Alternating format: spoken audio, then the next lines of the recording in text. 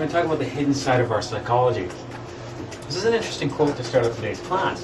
Everyone has created a portrait of themselves, a portrait of an honest, charitable person, or insert an honest, charitable, what it is that you think about yourself. We have adapted our existence according to that portrait, and from that portrait we act and react accordingly. We've talked about this a few times, but if we're guilty of worshiping any golden idols, it's the golden idol of the self. We tend to place ourselves up on a pedestal and really create this non-realistic image of who we are and how we react to others and our position in life and that kind of stuff. The problem with that, though, is once we have this false image of who we are, everything we do is based on that image. Our whole life is spent acting and reacting according to who we think we are. And what we'll talk about when we look at the course of this lecture today is just some of the problems that leads to. We spend so much time judging, criticizing, condemning other people, and really not much time doing that to ourselves. So we consequently, look around and judge other people and what other people are doing, while we walk around with this, idealized self-image, this overinflated sense of self, which we carry within. And that's a problem. It creates all kinds of tensions and frustrations and suffering for humanity as well. And that's what we're looking at today. But it's just an interesting thing to reflect on, that we all do have a portrait of who we think we are. And for many people, that portrait isn't close to the true reality of who we are. And we can see that in our friends and other people and co-workers that think of themselves a certain way, and we know that they're not really accurate. We can see the problems they cause themselves in the situations that they get in with this unrealistic view of themselves. Just like the moon has a dark side, hence the lunar background, it's a theme. Just like the moon has a dark side, a hidden side which is not seen, our psychology has a hidden or unknown side as well. When you just look at the moon, there's only a small portion of the room visible at any given time, depending on the phase of the moon itself. But the other thing to remember is because the moon basically rotates at the same rate as the Earth, we never really get to see the back of the moon. The moon always presents the same face to us. We have no idea what's going on the other side. Well, now we do, of course, when we're going around and taking pictures of it. But for the longest time, we had no idea what was on the other side of the moon. The same thing like our psychology. We're only conscious of a very small part of ourselves. Our personality only illuminates a very small aspect of which we are aware of. But that's kind of like the tip of the iceberg. There's a whole hidden side of our psychology that we're not even aware of. I don't mean necessarily dark-sided and nasty or bad or evil or something like that. I mean dark side as in non-illuminated. A side that our consciousness isn't capable of penetrating inside. Therefore, we really don't know a lot about a huge part of our psychology. What that really means is within us, there's basically a hidden part of our psychology. What I mean by hidden part of our psychology, I'm talking about egos that are never visible to us. When you use the term an ego, and you talk about people having egos, when you think of your own personality, yes, there's some that you're aware of. You might think, okay, well, yes, sometimes I get angry, or sometimes I'm prone to this, or sometimes I'm prone to that. But we carry dozens of egos that we're not even aware of. And the problem with that, remembering, the egos become the forces which direct the ship of our life. So the egos become the wind and the waves that steer our ship. These are like the puppet masters to which we dance. And that's why a big aspect of these studies is not only to identify and limit the egos, but also the egos that we carry in the hidden sense, the ones that we're not really aware of, the ones that we're always excusing, and the ones that we never really pay attention to that are still lurking in the background. So consequently, we live in a very small part of ourselves. Our consciousness, which is basically only 3%, remember we're 3% consciousness, 97% ego, that consciousness extends only to a very reduced part of ourselves. You can think of our psychology like a really big room with no lights. The consciousness is like a small candle that sits in the corner. That consciousness illuminates a very small area that we can see, but leaves a lot of the room dark. Our own psychology is like that. There's a small area around that consciousness that we can kind of perceive, but there's a lot of stuff moving in the darkness, moving in the shadows that we're not really aware of. Part of this journey is, of course, to illuminate that dark area by developing that consciousness, turning that candle into a bigger and bigger flame until eventually it's a giant spotlight which illuminates the entire room, which illuminates our entire psychology, leaving no place for the ego to hide. We are only aware of a few of our most conspicuous egos. We have to discover the hidden ones. And that's, remember, the sneaky thing about the ego. It's like that famous quote, the biggest trick the devil played on humanity was convincing us that he never existed in the first place. We could really substitute the biggest trick the ego plays on us as really convincing us that it's not really there. And part of our goal in the awakening of consciousness is to discover really the full aspects of our psychology, discover all the different egos, because it's the egos that are responsible behind most of the motives and impulses and wants and desires and basically things that we do in our life. We have a hidden side. Why does this even happen? Well, if you look at it from just a modern psychology point, the egos basically dwell in the subconscious. They dwell in that lower aspect of our psychology to which we have no conscious access. They basically live in that darkness. You've got the conscious aspect of yourself, which is the candle illuminating a small area. You've got the subconscious, which is the rest of the dark side of the room. The mind, the intellect, and reason cannot reach the profound depths of the subconscious. That's one of the problems that we're facing. When we look at intellect and reason, you remember basically those things are manifestations of the ego in the intellectual center. They serve a purpose and they allow us to do all kinds of really interesting things with our life, but they don't allow us to probe into that subconscious. That's why when we have sometimes challenges in life, we go to a psychologist or a psychiatrist, and they help us go in there by doing things like looking at ink blocks, the Rorschach tests, by going in and talking about our dreams, childhood experiences. They help us unravel that aspect of our subconscious because we can't simply reason ourselves out of it. Think of somebody that's suffering a psychological problem like perhaps depression. You can't reason yourself out of depression. You can't just think yourself better, because you have to get to the underlying reason that that is actually happening. So the mind and intellect and reason, they're powerful tools, but they don't help us get to the depths of the subconscious. We're going to need something more than that. When we look, I'll just briefly get into something else that we'll look at in detail later on. The mind has 49 levels. The mind that we have is actually very complicated. We have 49 levels, and don't forget that we occupy multiple bodies. We have a physical body, a vital body, an astral body, a mental body. So what we see is basically 7 different levels times 7, giving us 49 stages or steps of our own psychology. What that means is, if we look at that analogy of, okay, the illuminated candle in the dark room, the illuminated candle is like one level, the dark room would have 49 steps outside of that. Okay, so the mind, when we look at it, you can see it as a house with 49 levels or a house with 49 rooms. When we look at us as a whole, we have to remember we're a lot more than this physical brain of flesh and blood in this physical body. We extend through multiple bodies. We've talked about the astral body and the mental body before. And when you kind of add up all the different bodies that we have and the different levels of consciousness, you end up arriving at 49 levels. And we'll be talking more about that in some classes coming up.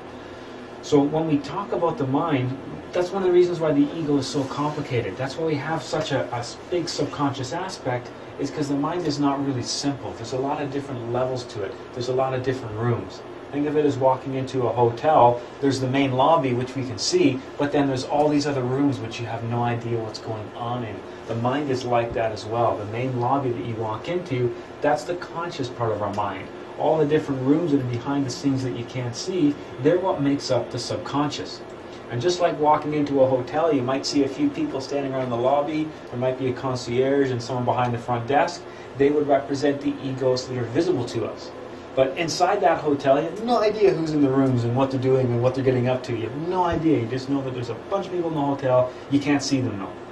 Okay, what we want to do with the consciousness is go from room to room, basically clearing it out until we can get rid of everybody in the hotel, leaving just us inside of it. Okay, so you can think of the mind as a house with many rooms inside. We're only ever aware of a few people that are coming in and out of the front lobby. We see them as we come out, we see them as they go in, but we don't know where they're coming from, we don't know where they're going, we don't know what room they're in. They're just visible to us as they pass in and out of that front lobby. Our consciousness is like that. We see egos that are coming and going from time to time, but we really don't know where they came from, what they're trying to do, where they're going, and we don't even know how many there actually are and where they are, which different rooms they're residing in, and all that kind of stuff. The ego is basically the subconscious. When we dissolve the ego, the subconscious aspects of our psychology become conscious. And that's one of the things that we're trying to do. When we talk about the awakening of the consciousness, we're talking about the elimination of the subconscious aspects of ourselves. Okay, basically shining the light of the consciousness and fully illuminating our entire psychology, taking away all these different hiding spots so we can really get to know who we actually are, what makes us tick. This all goes back to that statement that just won't go away, Gnosis ipso, right? Know thyself. And this is part of the process of completely knowing ourselves. Not just knowing what's going on in that lobby, but knowing what's going on in all those different hotel rooms. Going right in there and probing deeply inside our consciousness. That would represent a state of continuous consciousness. And that really is the state of adepthood, the state of being a master. Okay, the state of mastery. This is like a Jesus, a Buddha, something like that. Somebody who reaches the state of a master is basically living a state of continuous consciousness. Okay, they've got that spotlight shining, illuminating that entire room. They're fully aware of every thought, every action, every motive, and everything, all the motives, the impulses, the wants, the desires, all of it stems directly from the higher self, not from the ego. So someone with a state of continuous consciousness is in direct communication with their higher self. Everything they do, every thought, every emotion, every action is a direct manifestation of the will of the higher self, as opposed to one of the various egos. We have many things inside us that we neither know or accept. And that's two different aspects of the same thing. There's many egos that we just are plain not aware of. They manifest in our behavior. Perhaps our loved ones or people close to us can see them and manifest them, but we don't. The other aspect of this is sometimes we have egos that manifest and we know they're aware, we just don't accept them. We tend to rationalize their existence. We tend to say, well, I did this because of that, or it was because of this person, or because of the circumstances, or because. That's what we do. Most people inherently aren't bad people. They don't want to do bad things. But many people end up hurting a lot of other humans with their actions and then rationalize it later. Like they had no choice, or the circumstances deemed it, or they just weren't paying attention or even sensitive to their actions among other people. So it's not that we just have egos that we don't know. Many times there are certain egos that we probably have a good suspect or a good reason to suspect they exist, but we choose not to accept them. We choose to deny their existence and rationalize all the various things that happen when they manifest. These hidden aspects of our psychology, they complicate our lives. They provoke all sorts of undesirable situations for ourselves and the people around us, and these are things that could be avoided if we truly know ourselves. We can probably all think of an example for our own lives, be it a significant other, a good friend, a co-worker, where somebody has created a situation or caused problems just because they weren't aware of their actions. We say, like, why would they even do that? What were you thinking in the first place? Like, what did you think was going to happen? We can question their behavior, and that person is usually really shocked, and they really don't know. I don't know why I did that. I'm sorry.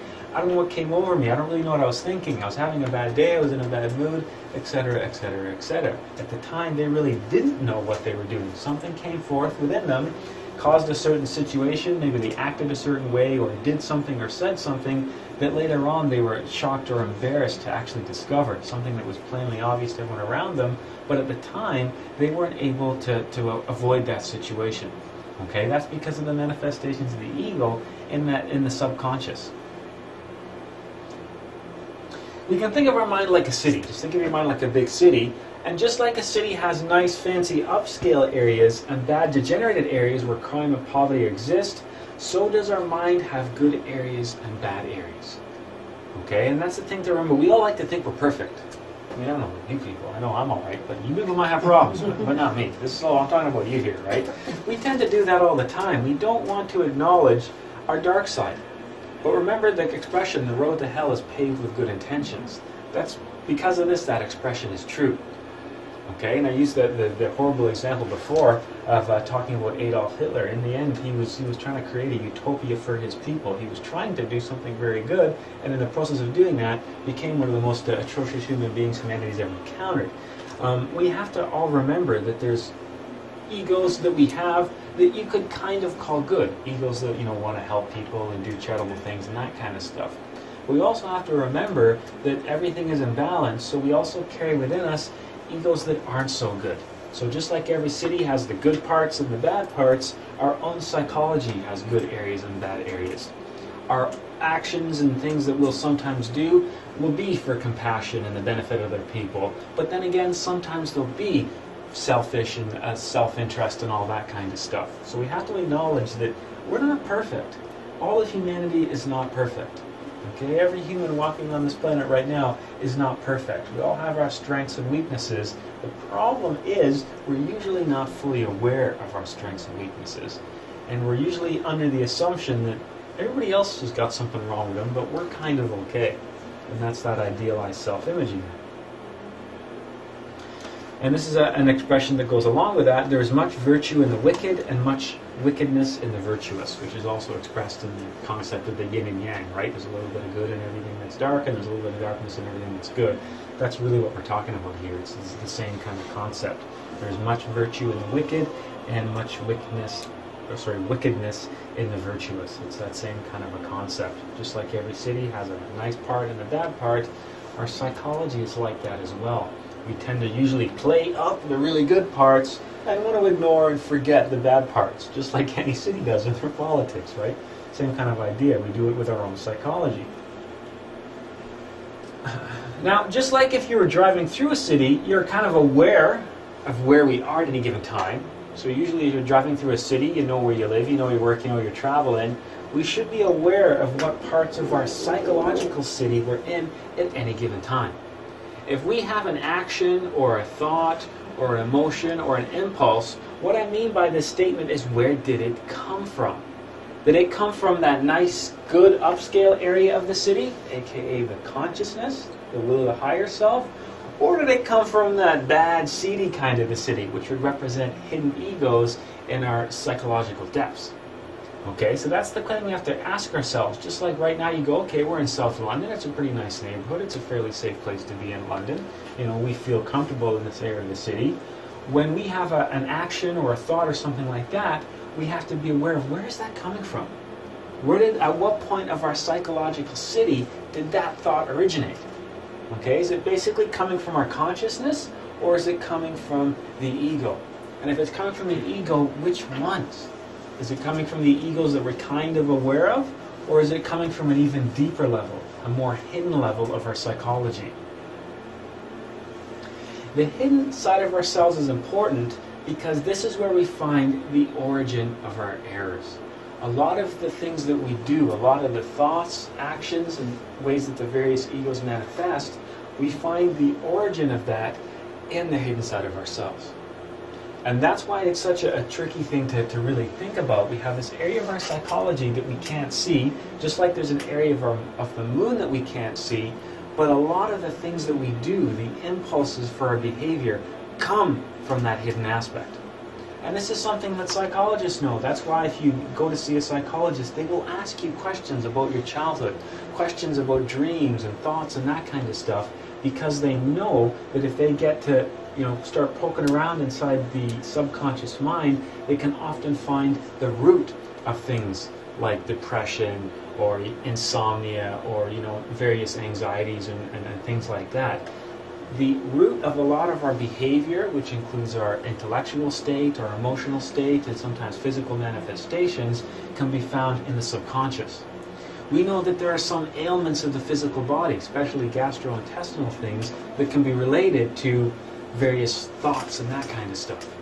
Okay, people that have sometimes, fears and phobias, that can manifest as various physical ailments as well. If you're in the wrong state of mind, emotionally and mentally, you can literally make yourself sick. We've all heard of that before. Just think of, when you're really nervous, that has profound changes in your body. Your heart rate goes up, you start sweating profusely. There's all kinds of chemicals that are dumped in your bloodstream, like adrenaline and that kind of stuff. So everything from our physical health to our thoughts to our emotions can be affected by what's happening in the hidden side of our psychology. Problem is, we have no idea what's going on in there.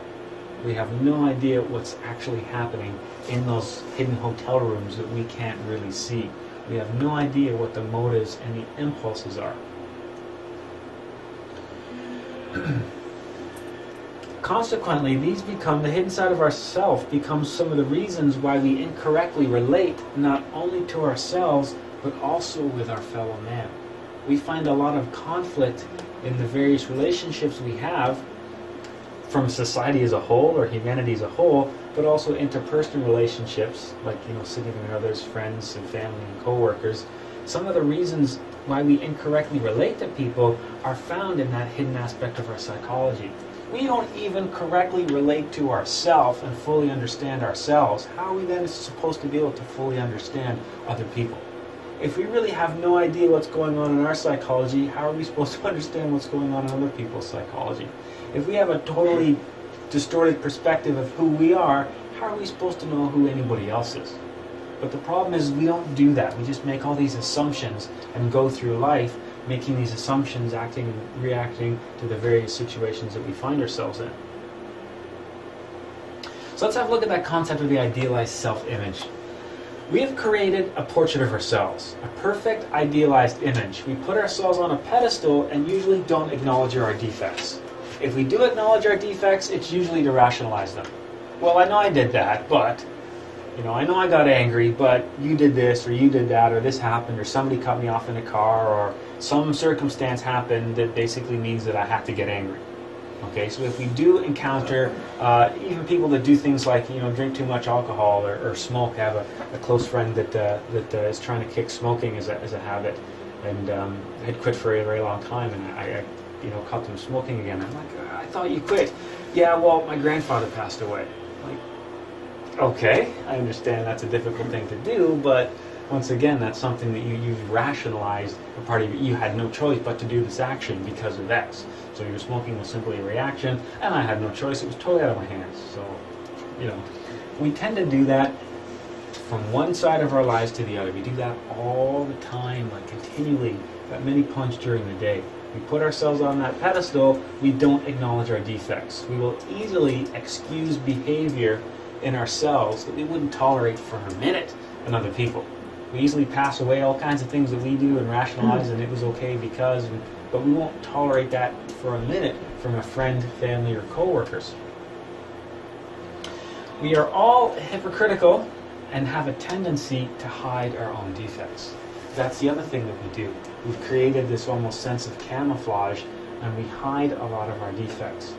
So not only are we not even aware of them in the first place, we have a real tendency to not want to be aware of them, to keep them covered up, almost as a weird state of self-preservation or some sort of weird self-defense mechanism. We tend to help cover up our own defects. It's almost like the egos help hide each other, okay, by covering each other up. These are some of the things that really make it hard to get a sense of who we really are, the whole concept of Gnosis ipsum. When the light of the consciousness illuminates our hidden side, we reduce the false image of ourselves to dust and discover our true selves, discover who we really are. And that's a big aspect of these studies. Okay, we have to be prepared to take down that false image, because if we're not correctly perceiving ourselves, then we can't correctly perceive the world around us. This is a difficult thing to do, and not a lot of people are prepared to do that. To really walk this path, you have to hold up a mirror and be prepared to really accept the reflection that comes back. A lot of people don't want to do that. A lot of people would prefer to hide all that stuff. It's just easier to think that, everything we do is perfect and continue rationalizing, and we can do that basically indefinitely, lifetime after lifetime after lifetime. But it takes a certain amount of strength, a certain amount of willpower to say, you know what? I'm not perfect. Okay, and that goes back to the biblical concept of, he without sin be the one to cast the first stone, right? That whole concept of Jesus at the stoning. And that there's a lot of messages there that pertain to what we're talking about right here. We all perceive ourselves to be perfect. It's other people that are the problem. It's other people that need to be judged and condemned and put in the right place and sorted out and all these different words. We very rarely want to do that ourselves. But when we really walk this path to the awakening of the consciousness, we have to be prepared to do that, to really closely examine our own psychology, to look at ourselves honestly, without judgment, and work towards changing who we are. Now, this is a difficult aspect of the study of our own psychology, and this is something personally that I had a hard time accepting, and it took me a little while to really understand this, and I had to do a lot of self-observation and reflection to really understand this concept, because it's something that most people generally kind of react a bit to, because once again, to understand this is to understand that we're not perfect. We project the unknown, unconscious side of ourselves onto other people and then see it in them. Okay? Because we all carry the same egos. So we project that unknown, unconscious side of ourselves onto other people and then see that hidden side of ourselves manifesting in others. A way that really helps to understand this statement is this one here. That which we so much criticize in others is the same thing which lies in the hidden side of ourselves that we neither know nor want to recognize. We're all humans. We all have the same defects. So next time somebody does something, rather than going, what were they thinking? Like, what were they getting off saying that? Rather than criticizing other people, next time we see something in somebody that bothers us, instead of criticizing, condemning, and judging them, why don't we look inside ourselves to see if we've ever done that behavior, if we've ever manifested that particular action or emotion or what it is they're doing. Okay? Rather than you getting angry and me judging, going, I don't know what your problem is. Like, what are you flying off the handle for? Like, yeah, what's your problem?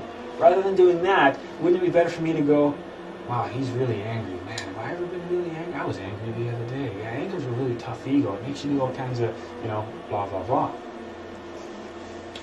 We see others as we really are. The defects we criticize in others also exist in ourselves. Hence, he who is without sin cast the first stone. That's that whole story that Jesus was trying to tell us. They were condemning and criticizing the behavior of somebody else, but everybody there was also an imperfect being. Everybody there was also carrying all kinds of defects and probably guilty of some of the same behavior that they were trying to stone somebody for.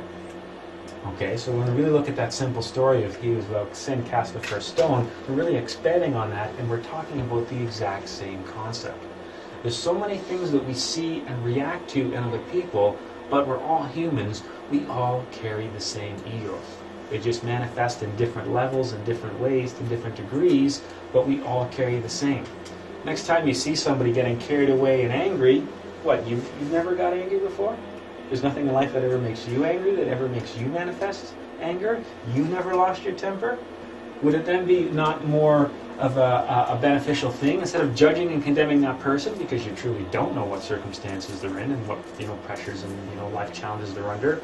Would it then not make more sense, instead of judging and condemning them, to really analyze ourselves, to really have a look at our own psychology? That's exactly what we're talking about.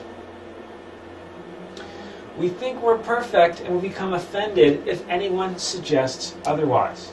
If I wanted to really get you upset right now, I could simply insult you. But really, what is an insult? An insult is something that does not match your image of yourself. Okay? Because if I said, you got a real temper and you're flying off the handle all the time. If you were really honest, you'd say, yeah, there's times that you're right, there's times that I get angry. Instead of, who the hell do you think you are telling me I get it? What's your problem? But the typical human behavior is when we get any kind of information that doesn't match our idealized self-image, in an attempt to preserve that image, we have this weird self-defense mechanism where we immediately spring forth to defend that image.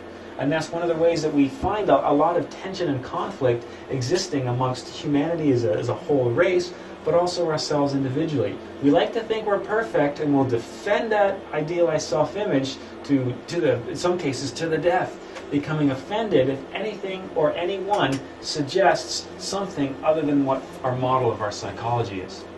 Okay, there's all kinds of different negative ways we react to that. People can react with anger. Sometimes people can react with depression and low self-esteem. There's all kinds of different psychological and social problems that result because of this whole statement. So if we think we're honest, if someone suggests something other than that, something that doesn't match our portrait, that creates a reaction. Okay, rather than saying, oh, they said that I'm not honest?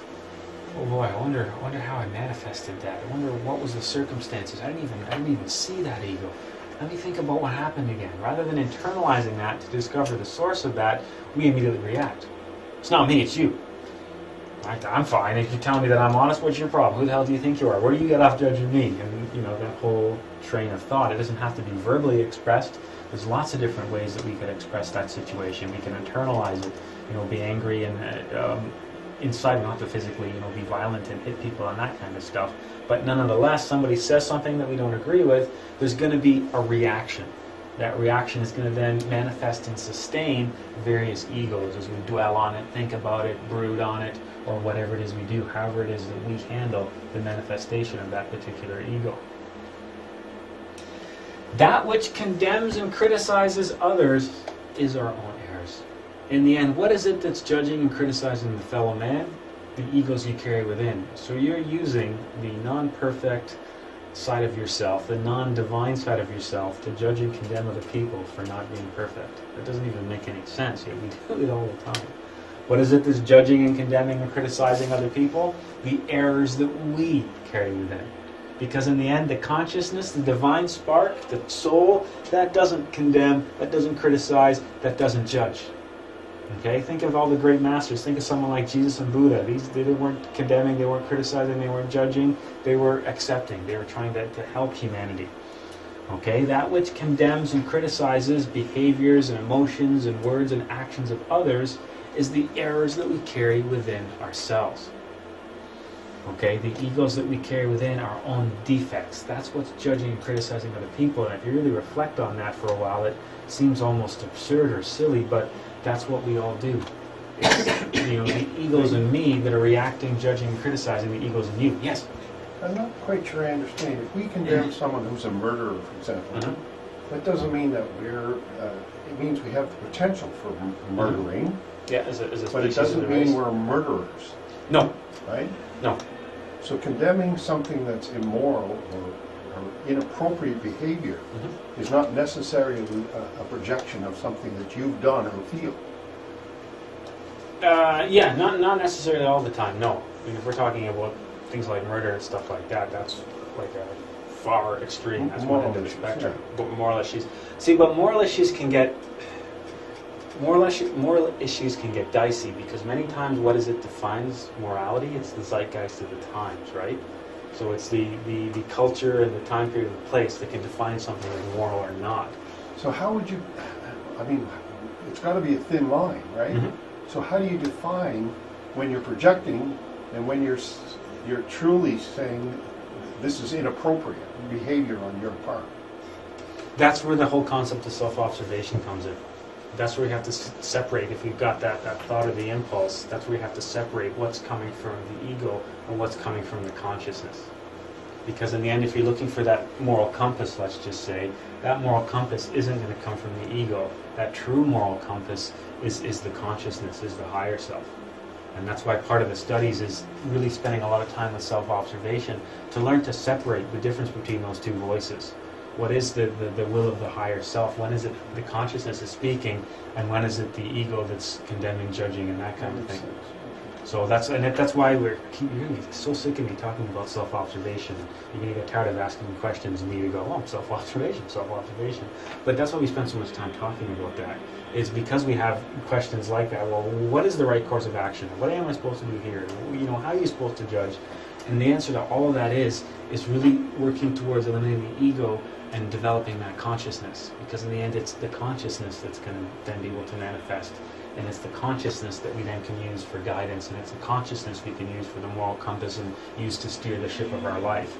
It kind of seems like you're saying that before you lash out at somebody else, you may see something that you find unacceptable that they're doing, but instead of opening your mouth, stop for a second and question why you find that objectionable. Yeah. Yeah. And think it to yourself, is there any time I've manifested this behavior? Obviously you can take that and go to extremes, like we can start talking about murder and all kinds of stuff like that. No, just because you're reacting to that in somebody doesn't mean that you do that to yourself. But if you look at sometimes even if you look at something like murder, that can oftentimes stem from something like anger. And I'm not saying, well, that we all have the potential to be murderers, but we all have the potential to lose our temper. Some people take that to a ridiculous extreme of harming other people, but the root of that behavior was the anger. Okay, think of a crime of passion between a husband and wife. The root of that crime could have been something like jealousy. That's something we all have the ability to carry within, right? The whole concept of, we who is without sin cast the first stone, that kind of idea that we're not saying it's okay for people to do things like that, but we all carry the same egos. We all carry those same things within. And it would be more of a use to ourselves to really look inside our own psychology than it is to condemn and judge others. A famous thing, or not a famous thing right now, everybody's talking about money and finances and people getting raises, especially among public workers and that kind of stuff. If you're not on the receiving end of that raise, you're judging and criticizing, condemning. If you're the one getting on that raise, you'd be justifying and saying why it was required and that kind of stuff. You tend to do things like that all the time. If it's not happening to you, then this is a problem because and people shouldn't get paid this much and that kind of thing. But when it's happening to you, you have a perfectly good reason why you should be. Everybody thinks they should earn more money, but nobody thinks anybody else should be paid any more than what they're getting right now. It's a really interesting concept, and I was reading this a psychological paper on how that behavior manifests even to the point of people that are earning salaries of hundreds of millions of dollars. How they can still look at their own work and say, I am not getting paid enough. Just like everybody here, no matter what you're doing, thinks, I deserve more. I'm a hard worker. I'm honest. I deserve more. That attitude keeps going whether you're earning $25,000 a year, $100,000 a year, or $3 million a year. You keep thinking that you're not paid enough. You keep looking at other people and going, well, if I'm getting X and they're getting Y and I'm doing way more than them and have way more responsibility, therefore I should be paid a lot more than them. And that's why we see everything in society just going out of control, especially when you look at something like having access to government money where there's, seems no real shortage of that lately. But the newspapers are full of that, right? People judging public servants and unions and all that kind of stuff. But, my reaction is the same thing. Like, there's no money, we've got this huge deficit. We can't afford to pay more people, but, geez, I hope I get a really good bonus at Christmas this year, because I've been working real hard and doing all kinds of stuff, right? That's just kind of as an example of where we see that happening, not only on an individual scale, but also at the level of a whole society or a whole culture as well. When we condemn, this is a couple of examples just to think about, reflect on. When we condemn or criticizing others for losing their temper, so what? We've never been angry before. We've never manifested that anger.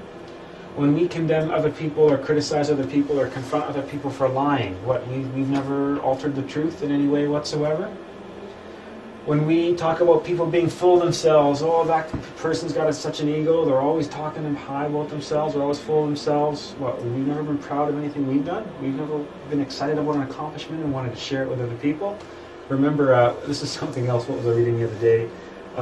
When you're driving in the 401, anyone that's driving faster than you is a maniac, anyone that's driving slower than you is an idiot, right?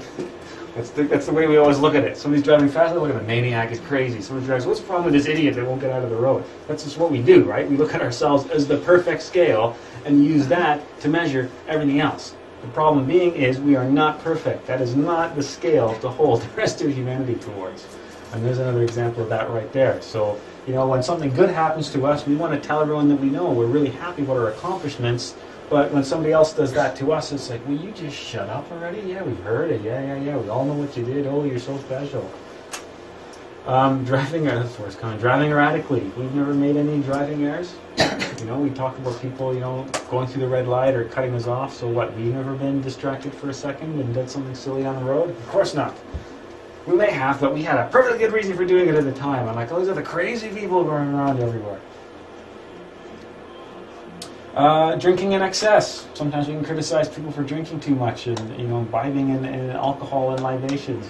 We've never been in that scenario. We've never been in this situation. Yeah, some people haven't, but most of humanity at some point, at some time, has, you know, had one drink too many. You could keep doing this list all day, right?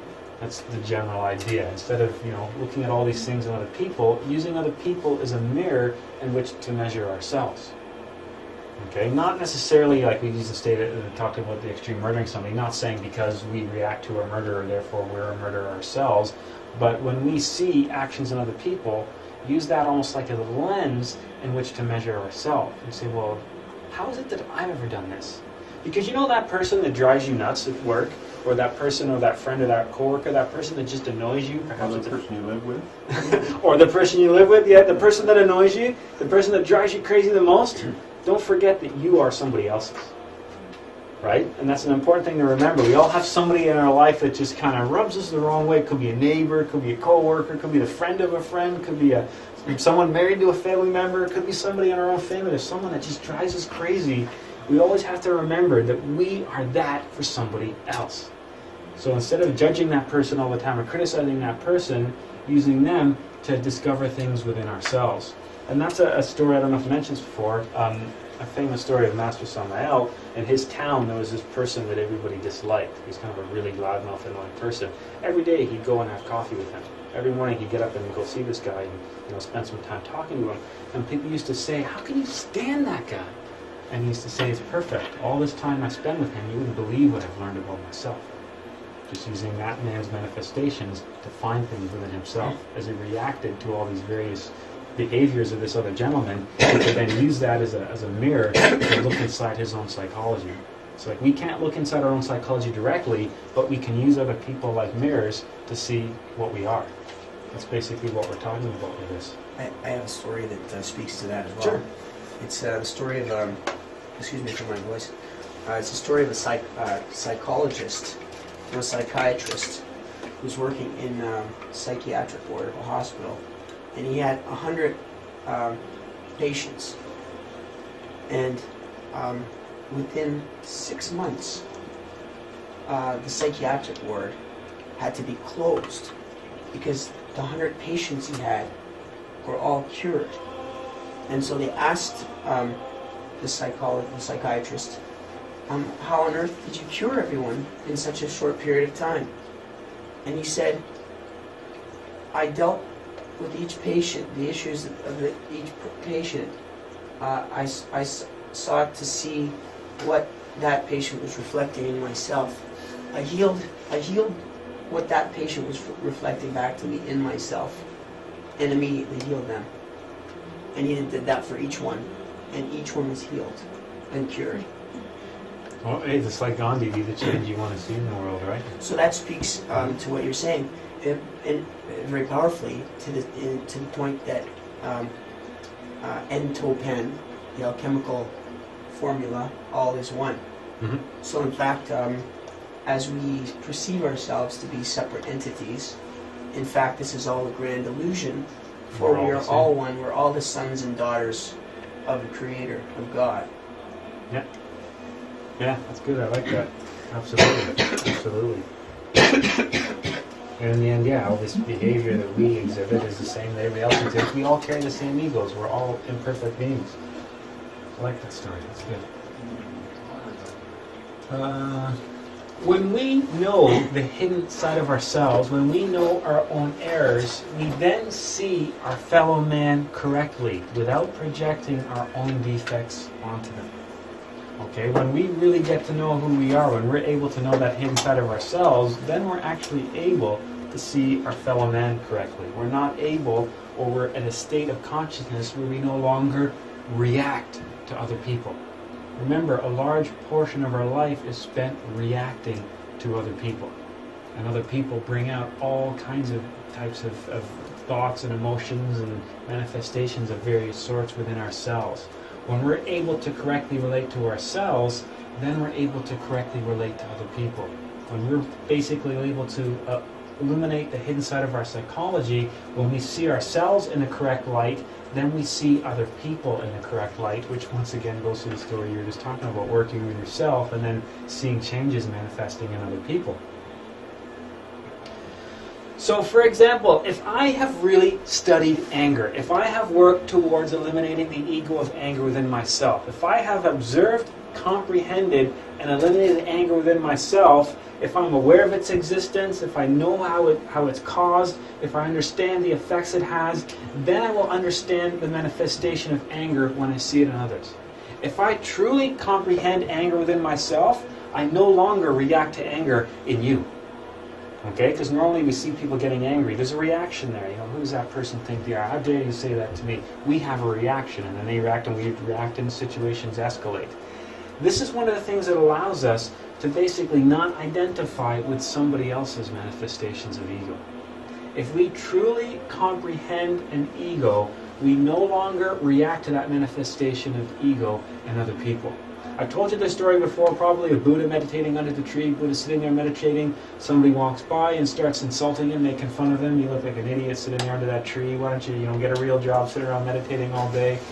Buddha simply stopped meditating, opened his eyes, looked at the individual and said, "My brother, what do you do when somebody gives you a gift that you don't want?" And the guy that's insulting Buddha says, "Well, you just tell him to take it back." And then Buddha says, "Well, please take your gift and leave," and goes right back into meditation. Okay? He didn't see the need to react to the insults or things that were being said to him because he comprehended his own psychology. Okay? He made a decision or made a choice not to accept or identify with the emotions and things that were being directed at him. Okay? Just like they teach you in martial arts, if you really get in depth to the psychology of martial arts, you never attack anybody. You just choose to not receive their kicks and punches and return them to them. You're just returning your energy back to them. It's the same kind of a thought here. Once we truly and comprehend a particular ego, we then accept and tolerate this behavior in other people without reacting to it. Okay, so that's why somebody like a Jesus or Buddha could be surrounded by all these different types of, egos and that kind of stuff. This is how somebody like Jesus could be, condemned to death without really protesting or saying anything during the whole proceeding. Okay, and simply not reacting to the manifestations of ego in other people because we truly understand them within ourselves. Okay, when somebody gets angry, if we truly understand anger, we can almost take like a quasi-sympathetic view of, well, I've been there, I've been angry too. Anger's a tough one. Anger really, gets you going, and it makes you say stupid things, makes you do bad things, it makes you lash out at people like you're doing to me right now, but hey, it's just an emotion, it'll pass. And then I'll come back and talk to you when the emotion's passed, and we can, go on to solve the problem, rather than reacting and becoming offended and lashing out in turn and all that kind of stuff.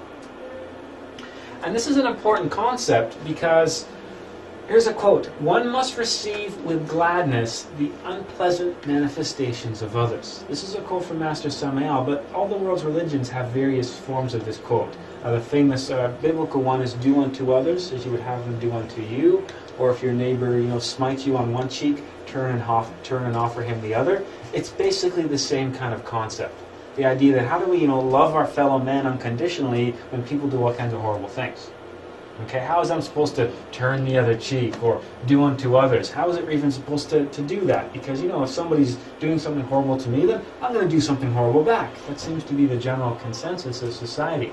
But instead, we have to learn to receive with gladness the unpleasant manifestations of others, which is the same thing as turn the other cheek, which is the same thing as do unto others. We have to learn to be passive, not reactive. Now, I really have to define how I'm using passive here. By passive, I don't mean a doorstop. I don't mean lie down and take it and let people walk all over you. I'm talking about the way we react and using our psychology. I'm talking about a passive psychology as opposed to reactive psychology. Remember that a reactive psychology, a reaction, is a manifestation of an ego. To be passive is to use the consciousness, to stay in the here and now, in the present moment, with awareness, okay? Where we're not simply reacting, but we're not responding to the other person, okay? Which means we're not allowing the other person to push our buttons and control us. It doesn't have to be a person, it could be a situation. Our car won't start, our computer crashes, okay? Be passive to the circumstances of life, not reactive. To be passive is to work with the consciousness, to stay in the present moment. To be reactive is to respond with an ego, to get sad, to get angry, to get frustrated, to get nervous, to get anxious, to be afraid. Those are reactions.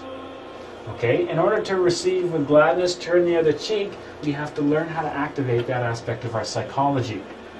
When we are reactive, that means we're identifying with the egos.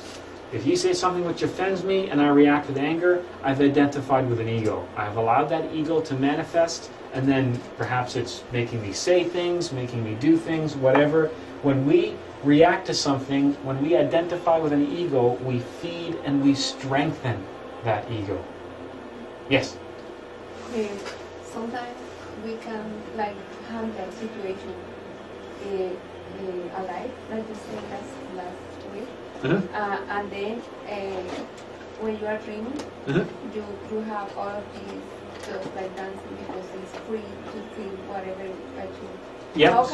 How can like go over this situation? I mean, if I can do it.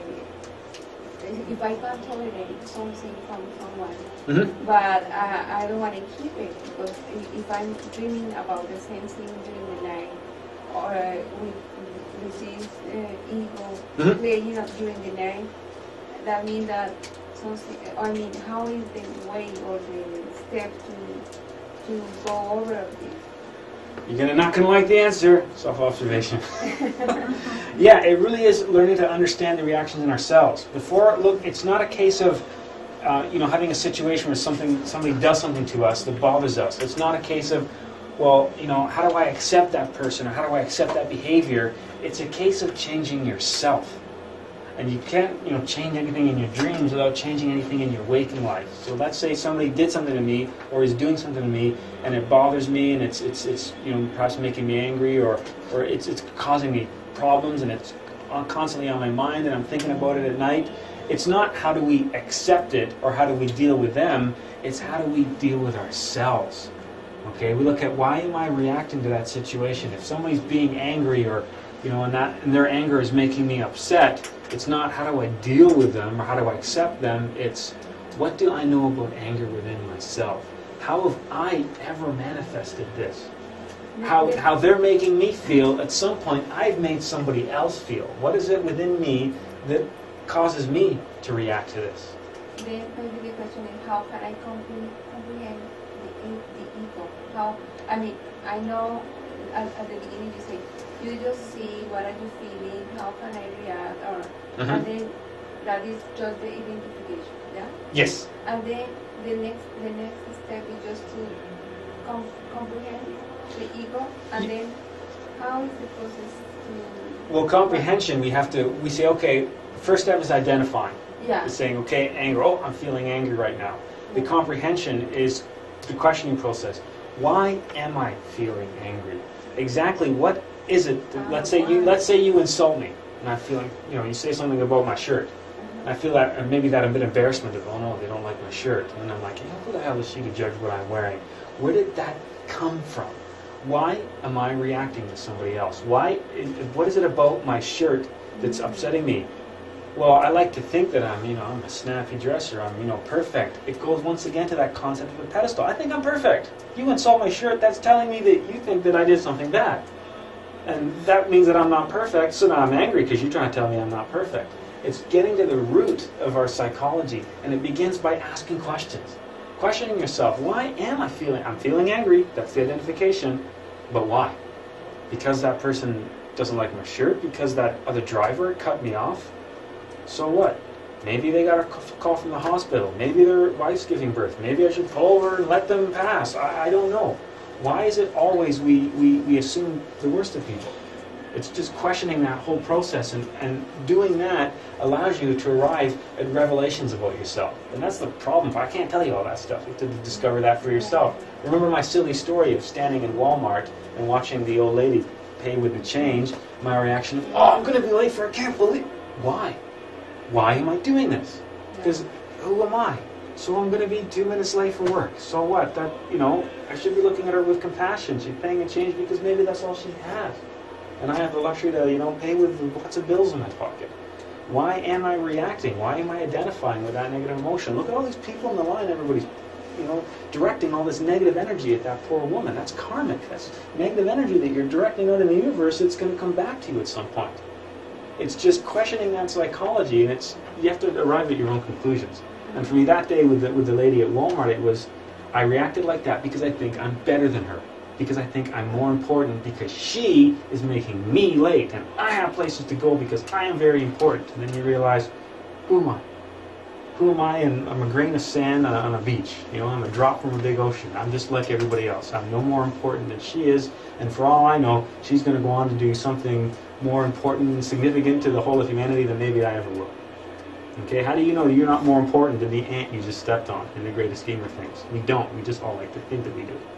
Okay, and part of the process of comprehension is asking yourself those questions. If it's something that's bothering you, why? Why is it you? Why are you dreaming about it? Why are you thinking about it all day? Why is it upsetting you or making you tense or making you angry or making you afraid? Why? What is at the root of that? And it's just, whenever you're questioning, whenever you're going why and what's happening, then you split yourself into the observer and the observed. And when you split yourself into the observer and the observed, you're staying in that present moment by going, why is this happening? Specifically, what is it that's upsetting me? That's staying in the present moment. That's not giving in to that anger or that fear or the jealousy or the frustration and letting it take you somewhere else, but you're standing firmly in one spot and saying, what's going on here? Why? Not simply letting the ego take you for a ride, but staying firmly planted in the present moment and questioning all that sort of stuff. That's comprehension. Yes? This week I read that the root cause of all of this can be traced back to one thing, and it's the weapon of choice of the ego, and that is guilt. And that all stems from guilt. And by dissolving guilt in oneself and their unworthiness and restoring our divinity, then we destroy the illusion that is the ego. And in Gnosis, we look at fear, guilt, and anger as like the big three that all kind of come down to causing a lot of the problems. Same kind of concept. I think the expression is fear, guilt, anger. Whoever liberates himself from these emotions will dominate the world. Apparently, fear and anger are byproducts of guilt. Interesting. Anger is used as an attack mechanism as a result of feelings of unworth in self. Which would go along with the idea of not the concept of the golden image. If we get something that suggests that we're not in that, we react with that defense mechanism. Yeah, and so and fear stems from, again, guilt. So if there is no guilt, if one feels innocent, pure, holy, and good, then there can be no fear and there can be no anger, and all power lies with the person who's eliminated the guilt within. Interesting. And that's what I read this week in A Course in Miracles, supposedly dictated by Jesus to somebody in the 70s. It's called The Course in Miracles. Yeah.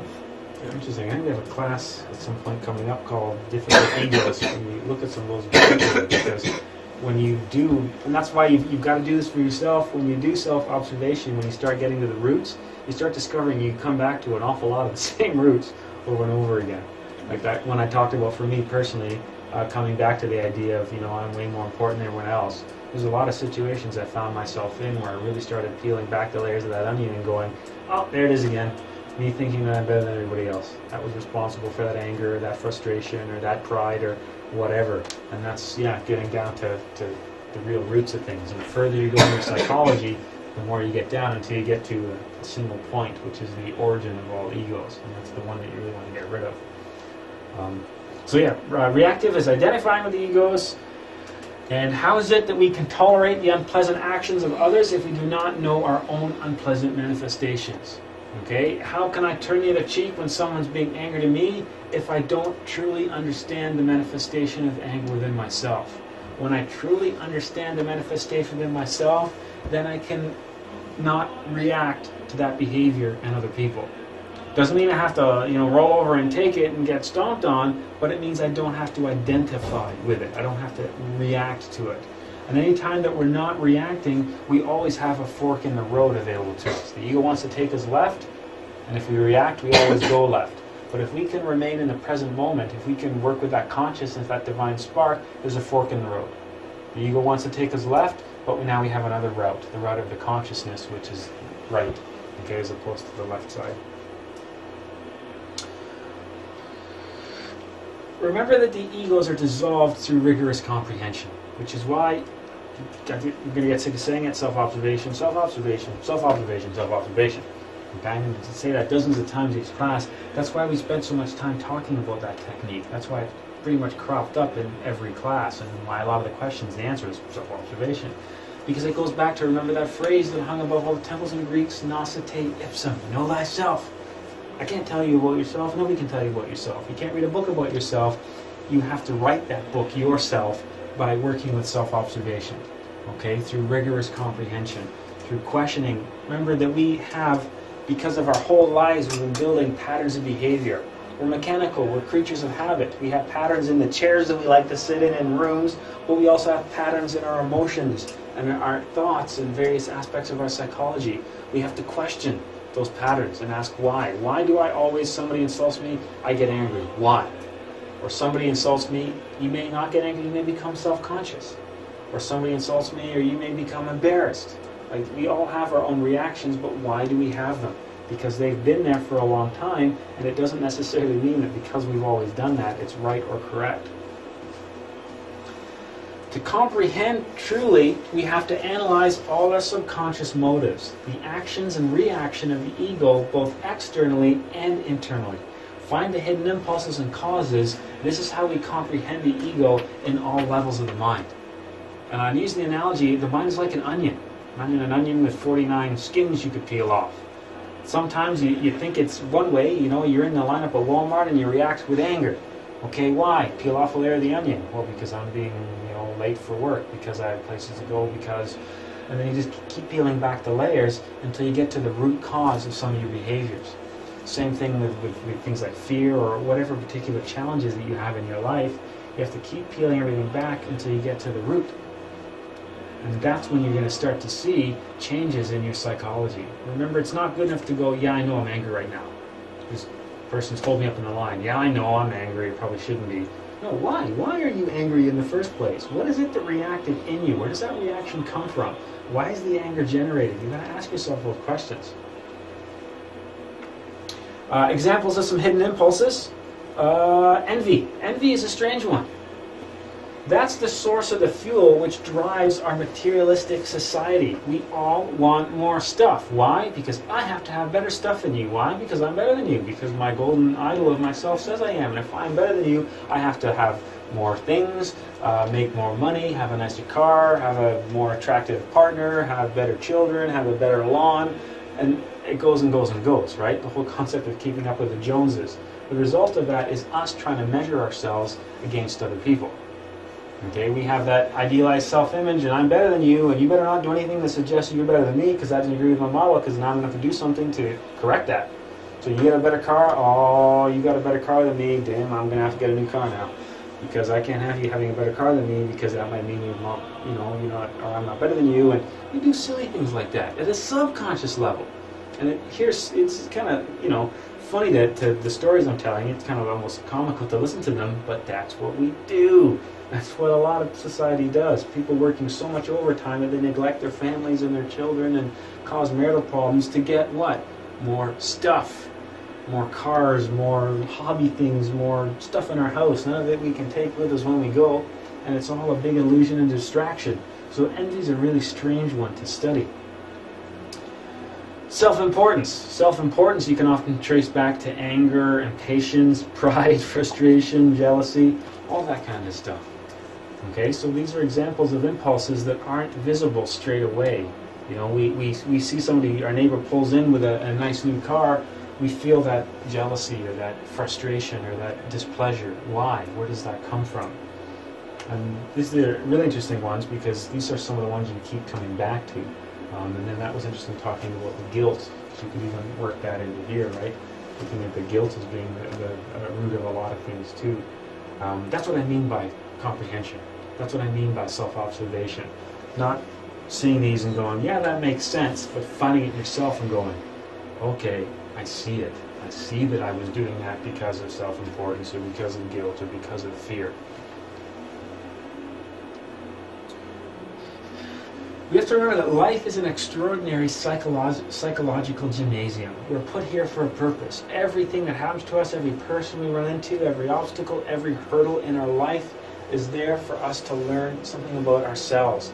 Remember the whole concept of return and recurrence. We keep living the same life over and over again with karma placing obstacles in our path to correct that behavior, to allow us an opportunity to perfect ourselves, allow us an opportunity to eliminate an ego and finally free our consciousness, allowing it to ascend back to the source, which is what it was supposed to do in the first place. We can go back to the source of all things, back to God, to Allah, the void, Zen, whatever you want to call it. It's all really the same kind of an expression. In relationships with our fellow man, fellow humanity, the defects that are hidden in the subconscious depths flourish spontaneously. Okay, that's why if we use people like a mirror, we can use that to reflect aspects of our own psychology. Things that we would never really see unless there was something to bring it out. If we're trying to work with self-observation, we can catch those defects and then meditate on them to discover their causes and effects. So rather than standing there condemning, judging, criticizing, reacting to other people, we can use the manifestations of other people like a mirror to then search within ourselves for that behavior. Because every time, you know, we react to somebody else, we've then directed that and somebody else has reacted to us. So if someone's making us angry, at some point we've made somebody else angry. We carry the same things inside all of us. We're all the same. We all carry the same things. We just don't really see them and don't really observe them in ourselves to the extent that we can observe them in other people. We want to work towards changing that. Okay, using other people as a mirror to search deep within inside of ourselves. We must self-observe constantly, that's what we're striving to do, and before criticizing others, criticize ourselves. Okay, instead of using that time and mental effort and the various energies to criticize and condemn other people, direct that internally and use it as an opportunity to learn more about ourselves. It is more useful to stop criticizing others and use the opportunities for self-discovery. And that's what lends us to the state of mind where we can turn the other cheek and do unto others and receive with gladness the unpleasant manifestations of our fellow man. And that's something that would, if everyone was able to work just a little bit with this for just a couple weeks, we'd probably make the world a completely different place. If everyone was able to really understand that concept and work with it. We need to examine ourselves and discover that which we criticize in others also lies within ourselves to varying degrees and varying extents. Okay, we all have the ability to get angry and get jealous and that kind of stuff. Now, some people will take those emotions to different extremes. Some people will get angry and use that to commit a crime or murder. That doesn't mean that we'll go to that extreme, but it means we carry the same root of that behavior in ourselves. We just will manifest it in a different way. And by working to eliminate that root within ourselves, then we're going to be slowly changing all of humanity a little bit at a time. Just like Gandhi, be the change that you want to see in the world. In order to correctly relate to others, we have to learn to correctly relate to ourselves. In order to turn the other cheek, we really have to take down that golden idol. We have to really see ourselves for who we are, and that is imperfect beings, but working towards perfection. That's the kind of the irony of the whole thing. We have this golden image, this idealized self-image of perfection, but the irony of the whole thing is we could actually achieve real perfection, just like people like Jesus and Buddha taught us. It's possible to do that, but you have to go about it a certain way. And living in a strange state of denial and worshiping the false idol of the self isn't going to allow us to reach that conclusion. But if we're able to actually use that sense of self-observation, use that sense of identifying egos and working towards comprehending them and working toward eliminate them, then little by little we're coming closer and closer to that point of perfection. But while we're still clinging to that false idol, then, you know, that golden image of the self, then we're not going to get to that point. As we progress in psychological self-observation, we become more and more conscious of ourselves. Remember, the time we spend questioning and asking and studying ourselves, that's like a workout for the consciousness. That's like the consciousness lifting weights, and it gets bigger and bigger and bigger. The brighter that light shines, it's like a chain reaction. The more aspects we see of our psychology, so the more aspects we study, which in turn makes that light brighter, which shines even more, which allows us to see more, which allows us, it's like a mechanism that sustains itself. But it begins with such a simple thing, self-observation. It's the first step on the path. And once we get that ball rolling, and once we start learning a lot about ourselves, then we start drastically changing how we perceive ourselves and perceive the world around us, which is why the Greeks put so much stress on nasa te ipsum, know thyself, and thou shalt know the universe of the gods. When we start to create a realistic portrait of ourselves, we change the way we view the world and others around us. And it all begins with the self. We've got so many people running around trying to make the world a better place by telling other people what they're doing wrong, and trying to make things better for other people. But if everyone just took a different point of view and made themselves better, then we'd make everyone else better in the process, which goes to your story about the psychiatrist. Same idea. Any questions? Yeah. Yes. When Jesus went into the temple and threw out the moneylenders, how did all that work? Do Self-observation. you want to know what that's a story about? The Yeah. temple he went into was the mind, the moneylenders was the ego. So Jesus going into the temple and throwing out the moneylenders, that was an analogy for the consciousness eliminating the egos. Same thing with Jesus being born in the manger, being born amongst the animals. That's an analogy for the consciousness lying amongst the egos. So when Jesus went in and chased out all the moneylenders, that represents things like envy, all those materialistic egos that we have. So we have to have our consciousness go in there like Jesus and kick all the freeloaders out of the temple being the body, and the mind and the psychology. So we have to go in and chase the moneylenders out, so only the divine resides. The divine, the house of God should be for God only. Well, we're basically the house of God, but there's all these, freeloaders kicking around in there, and those are the various egos. Okay, let's take a 5-minute break or so, and then we'll do our meditation.